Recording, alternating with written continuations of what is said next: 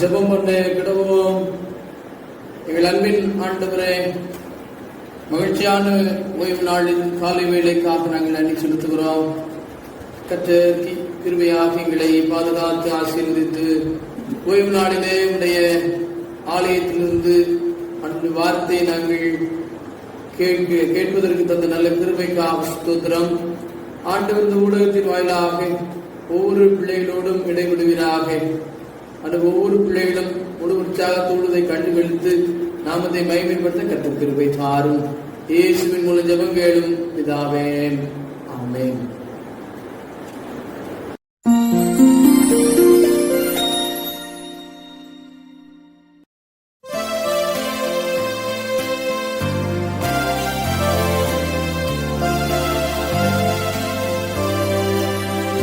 விண்ணோர்கள் போற்றும் ஆண்டவா, உம்மேன்மை அற்புதம். பாழிங்கு போல தோன்றுமே உம் கிருபாசனம். நித்யானந்த தயாபரா அல்பாவோமேகாவே, மாத்துயர் போற்றும் ஆண்டவா, ராஜாதி ராஜாவே.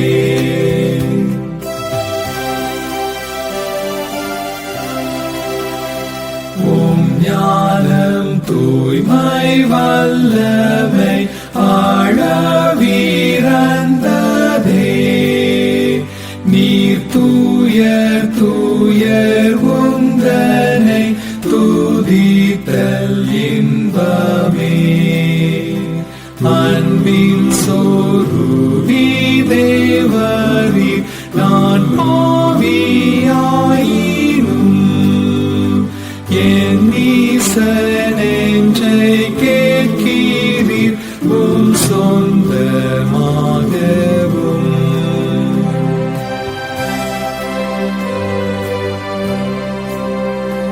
உம்மை போலகை மிகுந்த ஓர் தந்தையும் உண்டோ? உம்மை போல் அன்பு நிறைந்த தாய் தானும் ஈடுண்டோ? என் பாவமெல்லாம் மன்னித்தீர், சுத்தாங்கம் நல்கினீர். என் குற்றமெல்லாம் தாங்கினீர், அன்பின் பிரவாகம் நீர்.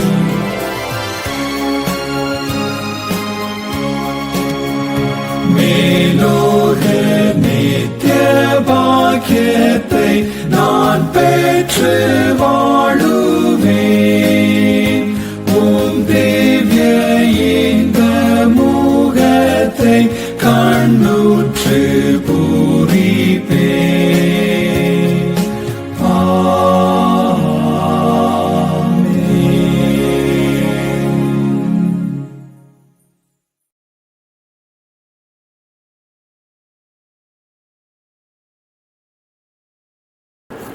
வாசிக்கும்படியாக தெரிந்து கொள்ளப்பட்ட பொதுவான திருமறை பகுதி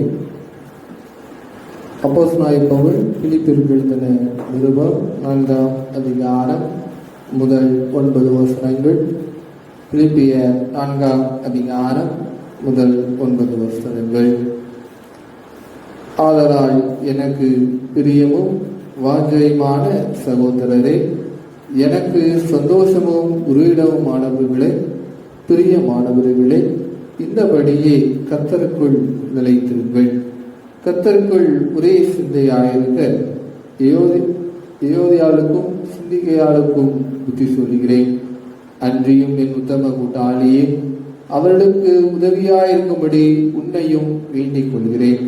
அவர்கள் கிளமந்தோடும் மற்ற என் உடன் வேலையாட்களோடும் கூட சுவிசேஷ விஷயத்தில் என்னோட கூட மிகவும் பிரயாசப்பட்டார்கள். அவருடைய நாமங்கள் ஜீவ புஸ்தகத்தில் இருக்கிறது. கர்த்தருக்குள் எப்பொழுதும் சந்தோஷமாயிருங்கள் சந்தோஷமாயிருங்கள் என்று மறுபடியும் சொல்லுகிறேன். உங்கள் சாந்த குணம் இல்லாமல் இருக்கும் தெரிந்திருப்பதாக. கர்த்தர் சமீபமாய் இருக்கிறார். நீங்கள் ஒன்றுக்கும் கவலைப்படாமல் எல்லாவற்றையும் குறித்து உங்கள் விண்ணப்பங்களை சோத்திரத்தோடு கூடிய ஜெபத்தினாலும் வேண்டுதலினாலும் தேவனுக்கு தெரியப்படுத்துங்கள். அப்பொழுது எல்லா புத்திக்கு மேலான தேவ சமாதானம் உங்கள் இருதயங்களையும் உங்கள் சிந்தைகளையும் கிறிஸ்து இயேசுவுக்குள்ளாக காத்துக்கொள்ளும். கடைசியாக சகோதரரே, உண்மை உள்ளவைகளோ, ஒழுக்கம் உள்ளவைகளோ, நீதி உள்ளவைகளோ, கற்புள்ளவைகளோ, அன்புள்ளவைகளோ, நற்கீர்த்தி உள்ளவைகளோ, புண்ணியம் எதுவோ புகழ் எதுவோ அவைகளையே சிந்தித்து கொண்டிருங்கள். நீங்கள் என்னிடத்தில் கற்றும் அடைந்தும் கேட்டும் கண்டிருக்கிறவை எவைகளோ அவைகளையே செய்யுங்கள். அப்பொழுது சமாதானத்தின் தேவன் உங்களோடு இருப்பார் என்பது பாடம் முடிந்தது. இந்த வாரத்திலும் தங்களுடைய பிறந்த நாளை நினை கூர்ந்தவர்கள் 17/5/2020 திரு M Robert, 18/5/2020 E Janiya Linda, daughter of mister I Esa Sangaraj, 21/5/2020 திரு இ திரைவிராஜ் நெல்சன், திருமதி ஏ இந்திரா, 22/5/2020 திருமதி Gnana Selvam, wife of mister M A. Edward. இந்த வாரத்திலும் தங்களுடைய திருமண நாளை என்னை கூறுகின்றவர்கள் 17/5/2020 அன்று என்னை கூறுகின்றவர்கள் திரு வி வினோத் ரூப்சன், திருமதி வி ஏஞ்சலின் மகன்களின் தம்பதியினர், திரு ஏ.ஜே. ஆரோன் தனகரன், திருமதி ஏ. செபரஞ்சிதா தம்பதியினர். தன்னுடைய பிறந்த நாள் மற்றும் திரும்ப நாட்களை ஆசிரிக்கிற பிள்ளைகளுக்காக தலை தாழ்த்தி நாம் செல்வோம். எங்களை நேசிக்கிற நல்ல தகப்பனே, வருஷத்தை நன்மையால் முடிசூட்டுகிற கர்த்தாவே, நாங்கள் உங்களுக்கு நன்றி செலுத்துகிறோம், ஸ்தோத்திரம் செலுத்துகிறோம். தேவரே, எங்களுடைய திருச்சபையின் பிள்ளைகளுடைய வாழ்க்கையிலே கர்த்தர் நல்ல பிறந்த நாளை காணும்படியான கிருபையை தந்தீர். திருமண நாளை காணும்படியான கிருபையை தந்த தெய்வக்காக ஸ்தோத்திரம். இந்த நாளிலும் பேர்வாசிக்கப்பட்ட பிள்ளைகளுக்காக ஸ்தோத்திரம் செலுத்துகிறோம். இந்த வாரத்திலே தன்னுடைய பிறந்த நாட்கள் திருமண நாட்கள் ஆசிரிக்கிற பிள்ளைகளை ஆண்டவர் கண்ணோக்கி பாரும், ஆசீர்வதியும். ஜீவன், சுகம், பலன், தீர்க்காயசை கர்த்தர் கட்டளையிட்டு தருவீராக. பிரயாணங்களிலே கர்த்தர் நல்ல பாதுகாவலை தாரும். கையின் பிரயாசத்துல கர்த்தர் ஆசீர்வாதத்தை கட்டளையிடுவீராக. ஒவ்வொரு நாளும் உமக்கு உகந்த பிள்ளைகளாக வாழ்வதற்கு ஏற்ற கிருபையை கர்த்தர் தந்து ஆண்டவரே, இந்த ஆண்டவருடைய வாழ்க்கையில் மிகுந்த ஒரு சுவிட்சத்தின் ஆண்டாக இருப்பதற்கு கர்த்தர் கிருபை செய்யும். பலவீனங்களை மாற்றும், சுகம் தாரும், எந்த தீமையும் அணுகாதபடி கர்த்தர் பாதுகாத்தருளும். இயேசுவின் மூலம் ஜெபம் கேளும் பிதாவே, ஆமென்.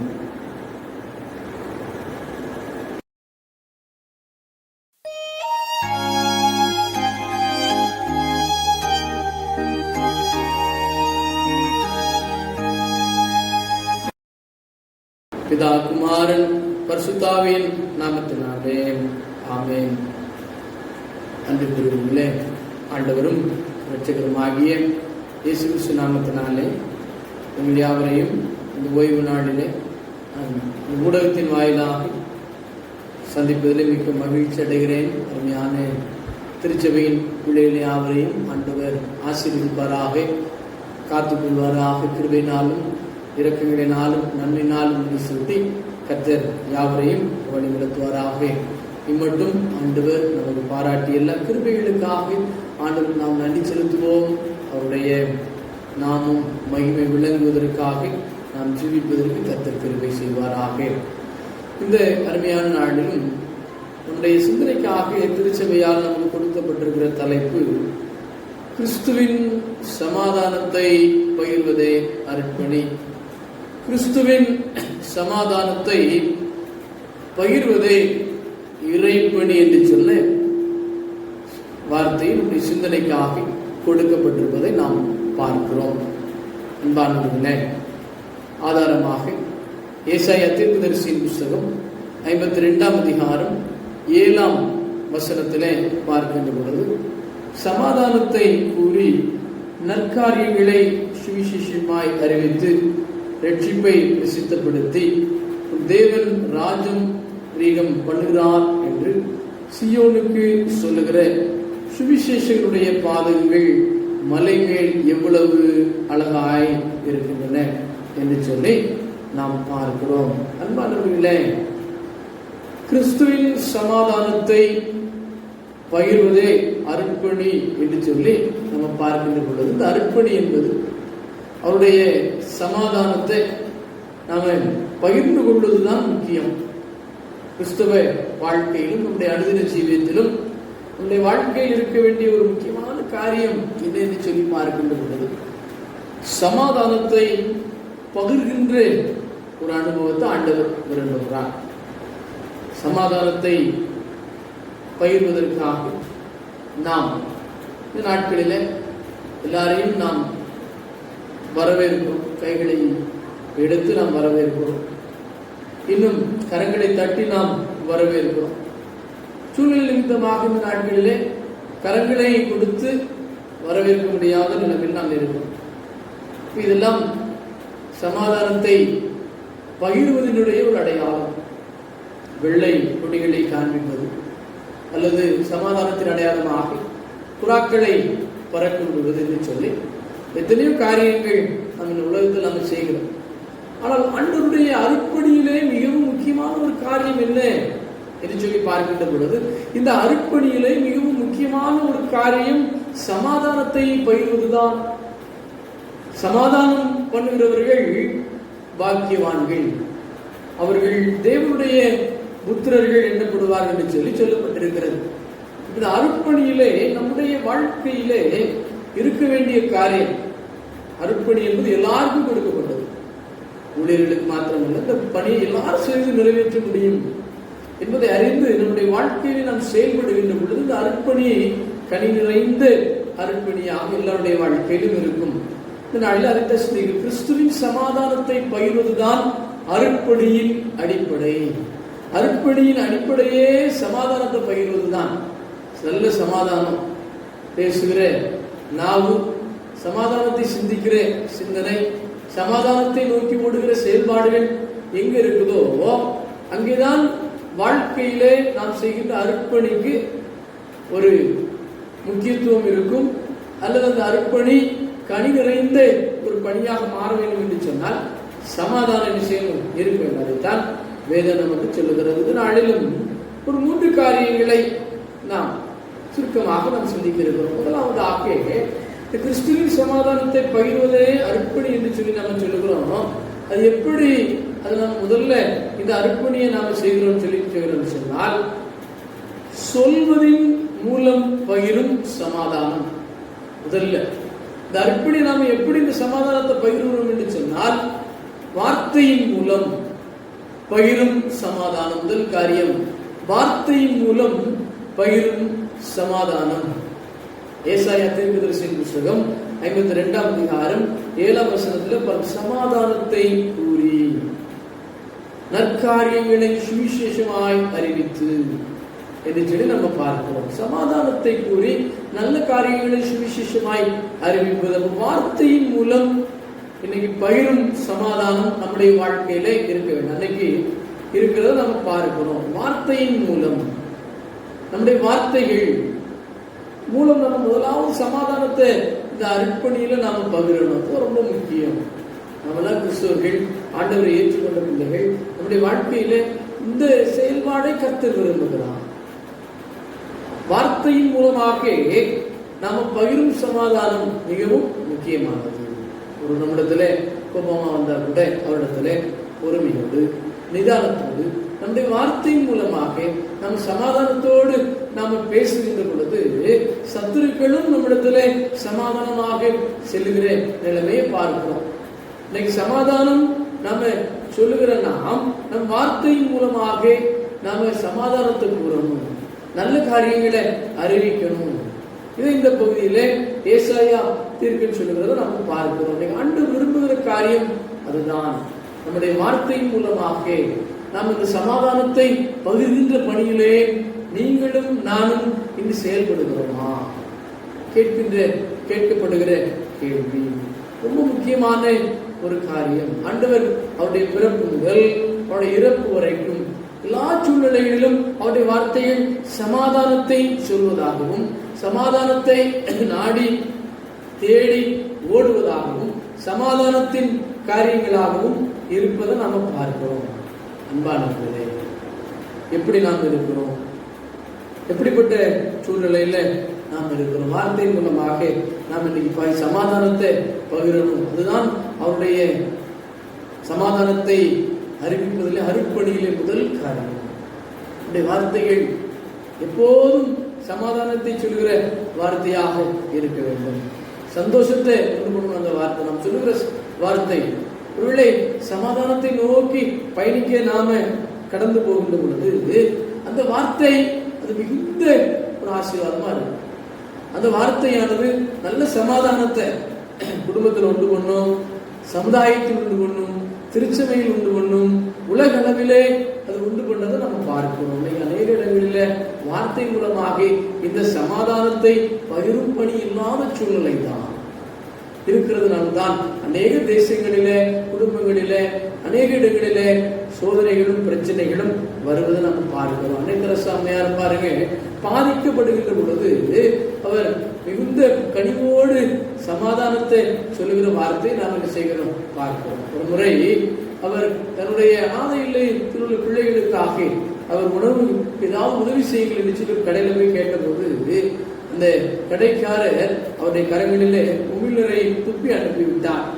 அவர் துடைத்து விட்டு அவர் சொன்னார், இந்த உமிழ்நீரை எனக்கு தந்தீர்கள், ஆனால் அந்த ஆதரவற்ற பிள்ளைகளுக்கு ஏதாவது செய்யுங்கன்னு சொன்ன உடனே அந்த மனிதன் இறங்கி சிலதை பார்க்க முதல் காரியம் ஏன்னு சொன்னா அவருடைய வார்த்தையிலே அங்கே சமாதானத்தை பகிர்கின்ற அர்ப்பணி வெளிப்பட்டது. அதுதான் முக்கியம். வார்த்தையின் மூலம் நம்முடைய வாழ்க்கையில் இருக்கு. நம்மை துன்பப்படுத்துகிற, கஷ்டப்படுத்துகிற, கடினப்படுத்துகிற வார்த்தைகள் வந்தாலும் இருக்கணும். ஆண்டவர் சிலுவை மரணத்தின் போதும் தூஷிக்கப்படுகிற வார்த்தைகள் அவருக்கு வந்த போதும் அவர் வார்த்தையின் மூலம் சமாதானத்தின் பயிரும் அருட்பணியை சிலுவையிலே அவர் செய்து நிறைவேற்றியதை நாம் பார்க்கிறோம். இரண்டாவதாக நம்முடைய சிந்தனையின் மூலம் பயிரும் சமாதானம் தான் இந்த அருட்பணி. சிந்தனையின் மூலம் நம்முடைய தமிழ் அழகான பழமொழி உண்டு, அகத்தின் அழகு முகத்தில் தெரியும் என்று சொல்லி நாம பார்க்கிறோம். அகத்தின் அழகு முகத்தில் தெரியும். அப்ப என்ன அர்த்தம்? நம்முடைய சிந்தனை வெளியில் செய்யும், பிரதிபலிக்கும். இன்னைக்கு ரொம்ப மக்கள் வாழ்கிற சூழ்நிலைகள் ரொம்ப அழகா அவங்க செயல்படுவாங்க. சிந்தனை ஒன்றாக இருக்கும், செயல்பாடு முகத்துல பிரதிபலிப்பே என்ன செய்யாது, இருக்காது. அப்படிப்பட்ட சூழ்நிலை இருக்கிறோம். ஆனால் ஆண்டவர் சொல்லுகிற காரியம், பிலிப்பியர் எழுதின திருமுகத்திலே அந்த திருச்சபையின் மக்கள் செய்கிற சில காரியங்களை பார்த்து அவர் சொல்லுகிற காரியம்தான் என்ன காரியம் என்று சொல்லி நாம் காண்கின்ற பொழுது அவர்கள் சிந்தனையின் மூலமாக அவர் சில காரியங்களை அவர் சொல்லுவார். சில காரியங்களை சிந்தித்துக் கொள்ளும். எதுன்னு சொன்னா, உண்மையை சிந்தியுங்க, ஒழுக்கத்தை சிந்தியுங்கள், நீதியை சிந்தியுங்கள், அன்பு, கற்பு, நற்கீர்த்தி, புண்ணியம், புகழ், இவைகளையே சிந்தித்துக் கொண்டிருக்கிறேன் சொல்லி பிலிப்பியர் 4ஆம் அதிகாரம் 8ஆம் வசனத்துல சொல்றதை நாம பார்க்கிறோம். அன்பானவர்களே, சிந்தனையில இதையே சிந்திச்சு உண்மையான காரியங்களை சிந்தித்துக்கொள், ஒழுக்கமான காரியங்களை நீ சிந்தித்துக்கொள், நீதி உள்ள காரியங்களை சிந்தித்துக்கொள், கற்புள்ள காரியங்களை நீ சிந்தித்துக்கொள், அன்பான காரியங்களை சிந்தித்துக்கொள், நற்கீர்த்தி உள்ள காரியங்களை சிந்தித்துக்கொள், புண்ணியமான காரியம், ஆண்டவருக்கு புகழ் சேர்க்கிற காரியத்தை சிந்தி. இதுதான் அன்பானவர்களே நம்முடைய வாழ்க்கையிலே அர்ப்பணியை செய்கிற பெரிய திருவையில ஒன்று. சிந்தனையின் மூலம் நம்முடைய வாழ்க்கையின் பகிரும் சமாதானம் தான் அர்ப்பணி. சிந்தனை பரிசுத்தமா இருக்கணும்.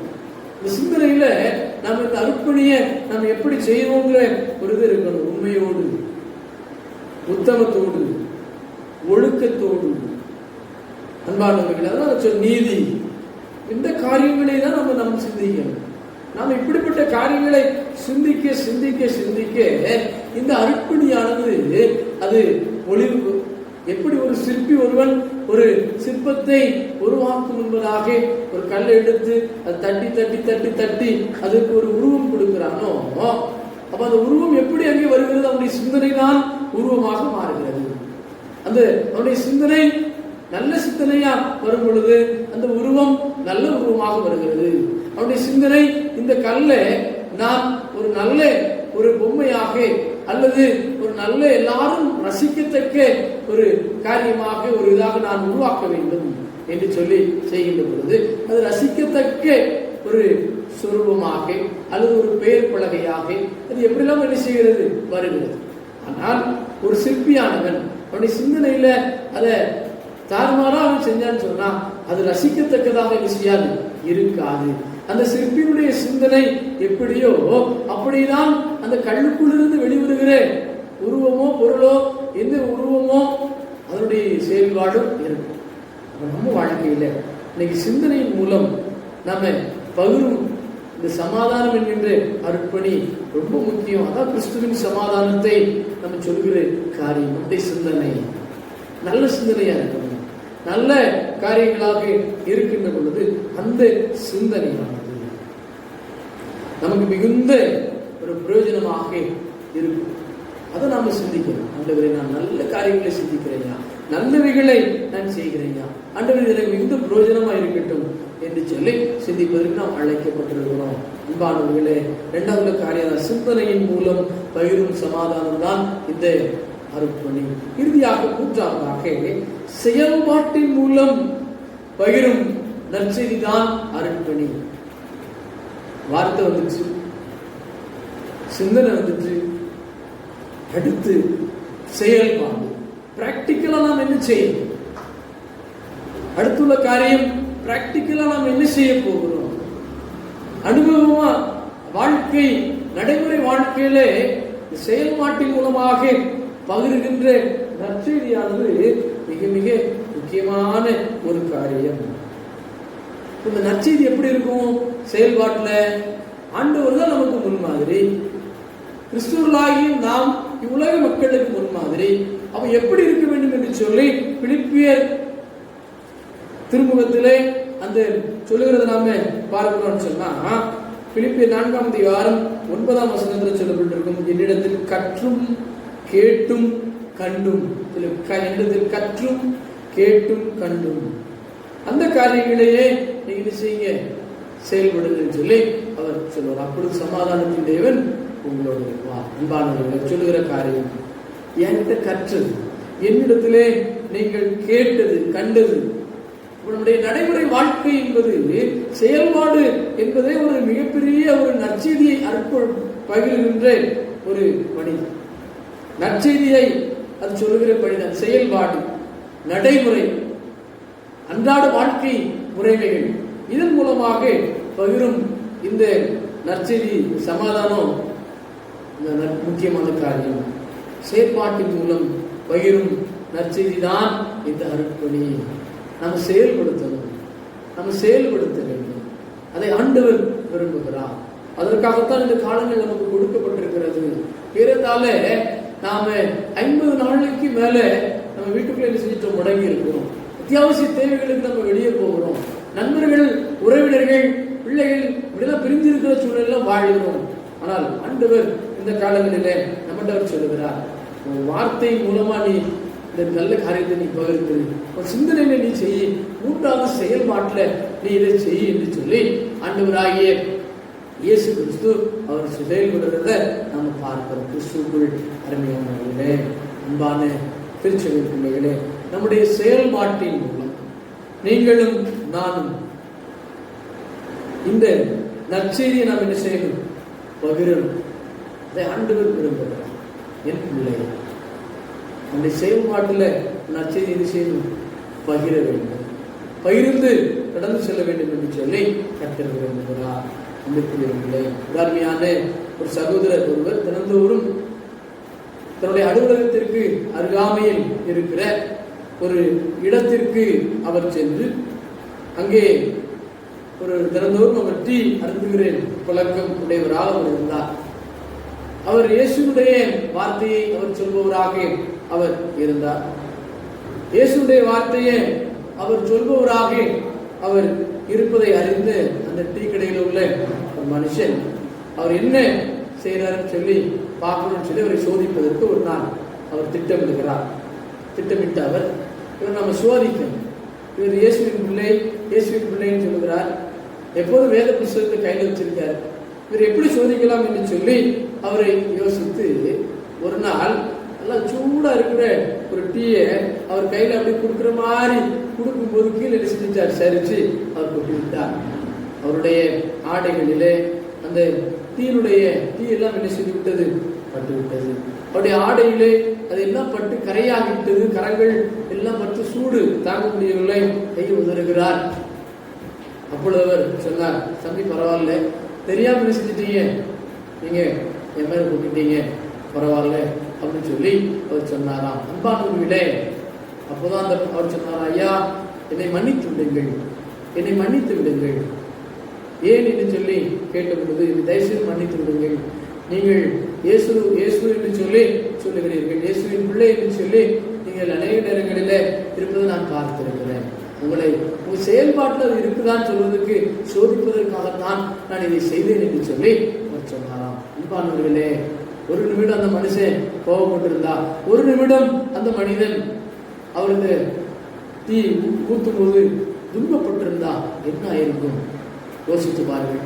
அன்பானவர்களே, அவர் கோபப்பட்டிருந்தா செயல்பாட்டிலே மூலமாக அந்த பகிர்கின்ற நற்செய்தியானது இல்லாமல் போயிருக்கும், அந்த அர்ப்பணி இல்லாமல் போயிருக்கும். அன்பானவர்களே, நீங்களும் நானும் உங்களுடைய சில சமயங்களிலே இந்த சூழ்நிலை நமக்குள்ள வரும்பொழுது, ஆண்டவரே என் செயல்பாட்டின் மூலம், என்னுடைய செயல்பாட்டின் மூலம் நான் பகிரும் நற்செய்தி தான் இந்த அருட்பணி, நான் பகிர்கின்ற நற்செய்தி தான் இந்த அருட்பணி என்று சொல்லி நம்ம சொல்லி, ஆண்டவரே நான் செய்வேன், இதுதான் ஆண்டவரே நான் செய்கிற அருட்பணி என்று சொல்லி நம்ம ஒவ்வொருத்தரும் நம்ம செயல்படுகின்ற பொழுது நிச்சயமாக கிறிஸ்துவின் சமாதானத்தை கூறி பகிர்வதே இந்த அருட்பணி என்பதில் நாம இணைந்து செயல்பட நாம் முடியும். எல்லாரும் இணைந்து செயல்பட முடியும். 3 காரியம். முதலாவதாக, வார்த்தையின் மூலம் பகிரும் சமாதானம் தான் இந்த அருட்பணி. இரண்டாவதாக, சிந்தனையின் மூலம் பகிரும் சமாதானம் தான் இந்த அருட்பணி. மூன்றாவதாக, செயல்பாட்டின் மூலம் பகிரும் நற்செய்தி தான் இந்த அருட்பணி. இந்த 3 காரியம் நமக்குள்ள வந்துச்சுன்னா அப்பதான் சந்தைக்கு நமக்கு கொடுக்கப்பட்டிருக்கிற தலைப்பு நம்முடைய வாழ்க்கையில அன்றாட செயல்பாட்டில் இருக்கிறத நம்ம அறிவிக்க முடியும். கிறிஸ்துவின் சமாதானத்தை பகிர்வதே அருட்பணி. ஆகினாலே ஆண்டவரே, கிறிஸ்துவின் சமாதானத்தை பகிர்கின்ற அருட்பணியிலே எங்களை நாங்கள் அர்ப்பணிக்கிறோம். ஆண்டவரே, நாங்கள் உங்களுடைய வார்த்தை, எங்களுடைய சிந்தனை, செயல்பாடு, இந்த 3 காரியங்கள் மூலமாக உங்களுடைய சமாதானத்தை அருளுகின்ற அந்த அருட்பணியில இருப்பதற்கு கர்த்தர் எங்களுக்கு கிருபை செய்யும் என்று சொல்வோம். கர்த்தர் நிச்சயமாக நம்மை ஆசீர்வதிப்பாராக, வழிநடத்துவாராக. ஆமென். ஜெபம் பண்ண கடவோம். எங்களை நேசிக்கிற நல்ல தகப்பனே, மகிழ்ச்சியான இந்த ஓய்வு நாளுக்காக நாங்கள் நன்றி செலுத்துகிறோம், ஸ்தோத்திரம் செலுத்துகிறோம். இந்த நாளிலும் ஆண்டவராகிய கர்த்தர் எங்களோடு பேசின நல்ல வார்த்தைக்காக ஸ்தோத்திரம், நன்றி செலுத்துகிறோம். ஐயா, எங்கள் வாழ்க்கையில கிறிஸ்துவின் சமாதானத்தை எவ்விதமாக நாங்கள் பகிர வேண்டும், அந்த அருட்பணி எப்படி நாங்கள் செய்ய வேண்டும் என்று சொல்லி கர்த்தர் பேசினேன். வார்த்தையின் மூலம் என்று சொல்லி முதல்ல பேசினேன். சமாதானத்தை கூறி நற்காரியங்களை நாங்கள் அறிவிப்பது ஆண்டவரே என்று சொல்லி நாங்கள் பார்த்தோம், சிந்தித்தோம். இரண்டாவதாக, சிந்தனையின் மூலமாக உண்மையை சிந்தியுங்க, நல்ல காரியங்களை சிந்தியுங்க, கற்புள்ள நடக்கைகளை சிந்தியுங்க, புண்ணியமான காரியங்களை சிந்தியுங்கள், ஆண்டவருக்கு புகழ் சேர்க்கின்ற காரியங்களை சிந்தியுங்கள் என்று சொல்லி நாங்கள் சிந்தித்தோம். நாங்கள் நன்றி செலுத்துகிறோம், ஸ்தோத்திரம் செலுத்துகிறோம். தேவ பிரசன்னம் ஆண்டவரை நிறைவாய் இருக்க வேண்டும் என்று சொல்லி நாங்கள் மன்றாடி செலுத்துகிறோம். மூன்றாவதாக, செயல்பாடு ரொம்ப முக்கியம் என்று சொல்லி நாங்கள் பார்க்கிறோம். ஆண்டவரே, இந்த காரியங்கள் எங்களுக்குள்ளாக இருக்கின்ற பொழுது இந்த சுவிசேஷத்தை பகிர்கின்ற அருட்பணியில சாட்சியுள்ள பிள்ளைகளாக நாங்கள் ஜீவிக்க முடியும். அந்த கிருபையை இது எங்களுக்கு தருகிறே. தயவுக்காக ஸ்தோத்திரம். விசேஷமாக இந்த வாரத்தில் எங்களுக்கு திருச்சபையின் ஒவ்வொரு பிள்ளைகளுக்காக ஜெபிக்கிறோம். சிறு பிள்ளைகளுக்காக நாங்கள் ஜெபிக்கிறோம். நேசிக்கிற தகப்பன் அந்த சிறு பிள்ளைகளை கர்த்தர் நேசித்து பலப்படுத்தி ஆசீர்வதித்து எல்லா தீமைகளுக்கும் விலக்கி பாதுகாத்து தொற்று நோய் பரவுகின்ற சூழ்நிலைகளில் பிள்ளைகளை தேவன் பாதுகாக்க வேண்டும் என்று சொல்லி நாங்கள் ஜெபிக்கிறோம். முதியவர்களுக்காக நாங்கள் ஜெபிக்கிறோம். வயோதிபர்களும் துக்கத்தோடு இருக்கிற சூழ்நிலை, சந்தோஷம் இல்லை, சமாதானம் இல்லை, பயம், அச்சம், கரங்களிலே பொருளாதார நிலைமை இல்லாமல் இருக்கிற சூழ்நிலைகளில் பிள்ளைகளை கர்த்தர் பாதுகாத்து கொள்ளுங்க. அன்று உமது கோலும் உமது தடியும் என்னை தேற்றுப்படி சொன்ன வார்த்தை பிரகாரமா உமது கோலும் உமது தடியும் அவர்களை தேற்றற்றும். வயோதிபத்தின் எல்லா தீமைகளுக்கும் கர்த்தராகிய ஆண்டவர்களை விலக்கி பாதுகாத்து ஆசீர்வதிக்க வேண்டும் என்று சொல்லி நாங்கள் மன்றாடி ஜெபிக்கிறோம். ஐயா தோத்திரம் செலுத்துகிறோம். அவ்விதமாக அருமையான ஆண்டவரே எங்கள் திருச்சபையில் இருக்கிற வாலிப சகோதரர்களுக்காக சகோதரிகளுக்காக ஜெபிக்கிறோம். வாலிபன் தன் வழி இதனால் சுத்தம் பண்ணுவான். வேதம் வாசித்து தியானித்து அதனால் தன் வாழ்க்கையை சீராக அமைத்துக் கொள்ளுகிறதை நாங்கள் பார்க்கணும். அந்த வாலிபர்களுக்கு அந்த சிந்தனையை தாங்க, சிந்தனையை தாங்க. இந்த வேதம் வாசிக்கிற நாட்களாக ஜெபிக்கிற நாட்களாக இந்த நாட்கள் அமைவதற்கு கர்த்தர் கிருபை செய்ய வேண்டும் என்று சொல்லி மன்றாடி நாங்கள் ஜெபிக்கிறோம். ஸ்தோத்திரம். அவ்விதமாக அன்பின் ஆண்டவரே திருச்சபை ஒவ்வொரு ஆண்களுக்காக பெண்களுக்காக நாங்கள் ஜெபிக்கிறோம். கர்த்தராகிய ஆண்டவர் இறங்கும். ஆண்டவர் எல்லாருக்கும் ஆண்டவர் ஜீவனின் சுகத்தையும் பலத்தையும் தீர்க்காயசையும் கட்டளையிட்டார். திருச்சபையின் பிள்ளைகள் வெளியூர்களில் வெளிநாட்டில் வசிக்கிற பிள்ளைகளுக்காக நாங்கள் மன்றாடி ஜெபிக்கிறோம். கர்த்தாவே இறங்கும் ஐயா. பிள்ளைகளுக்கு கர்த்தர் பாதுகாவலைத்தார்.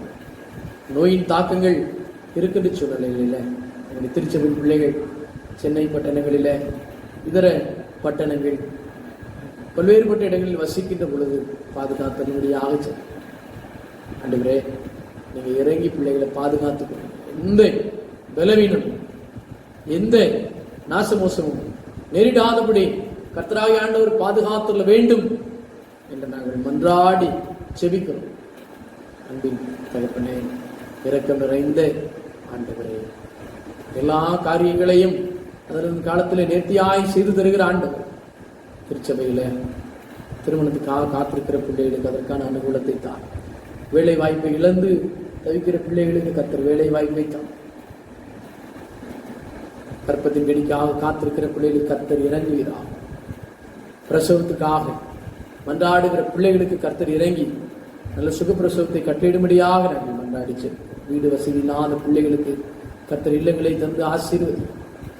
அடிப்படை தேவைகள் வாகனங்கள் இல்லாத பிள்ளைகள் தாங்க.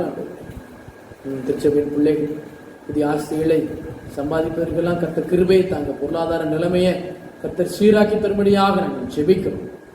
தாய் தந்தல் இல்லாத பிள்ளைகள், திக்கற்றவர்கள், ஏழைகள், எளியவர்கள், ஒடுக்கப்பட்ட நசுக்கப்பட்ட பிள்ளைகள், உதவிகள், கைமல்கள் எல்லாருக்கும் தகப்பன் இறங்குவீரா.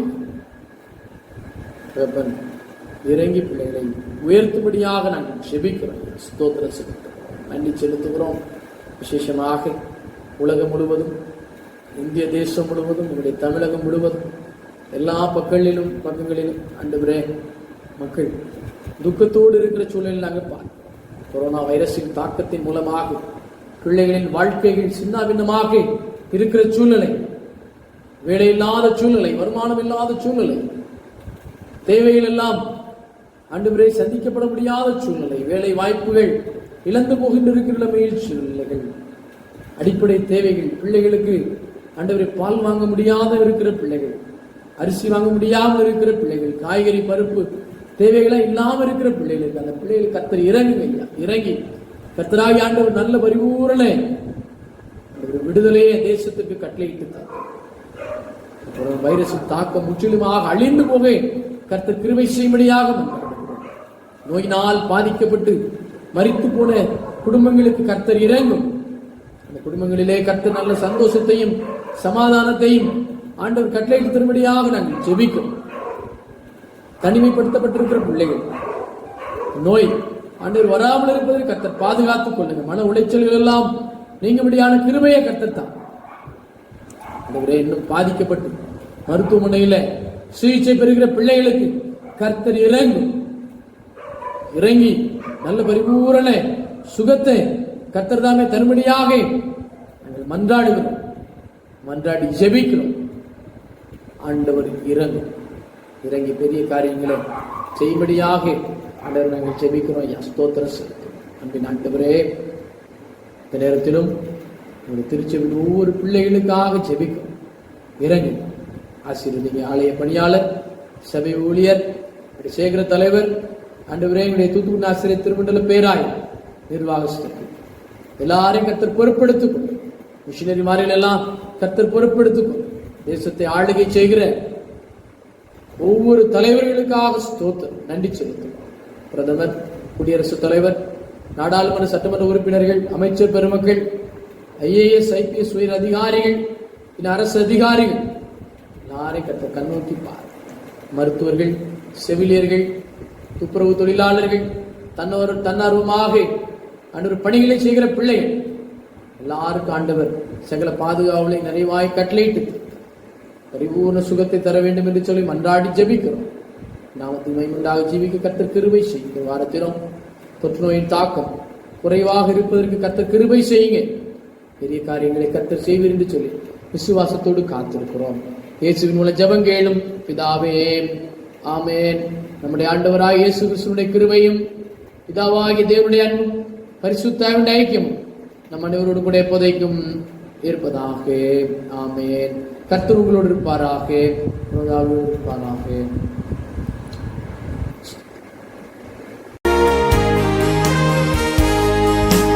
போற்றும் போற்றும் புண்ணியநாதரை போற்றும், பானோர் கூடி பாடவும் இன்பமாய், பாரிலேயும் நாம சங்கீர்த்தனம் செய்ய, மாந்தர் யாரும் வரும் ஆனந்தமாய், நேசமேய்ப்பன் கரத்தில் ஏந்துமாறு, இயேசுநாதர் நம்மையும் தாங்குவார். போற்றும் போற்றும் தேவகுமாரனை போற்றும், பாதுகாத்து நித்தமும் போஷிப்பார்.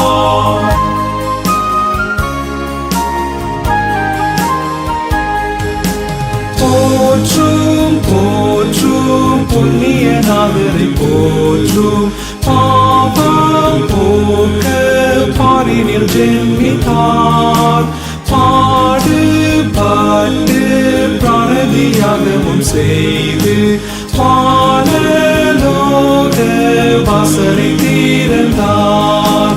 மாதத்தாவே ஸ்தோத்திரம் என்றும் என்றும், வாழ்க வாழ்க ஜெகத்து ரட்சகா, அருள்நாதா மாசருகா பரஞ்சோதி, வல்லநாதா கருணை நாயகா.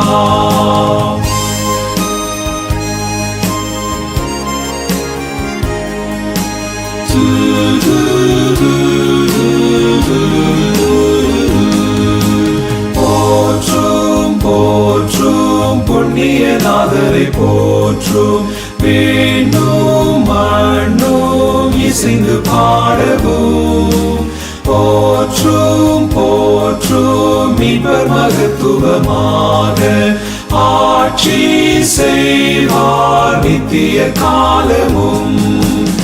ஏக ராஜா மாட்சிமையோடு வந்து, இயேசு சுவாமி பூமியில் ஆளுமே. லோகம் எங்கும் நீதியின் செங்குலை ஓச்சி, ஜோ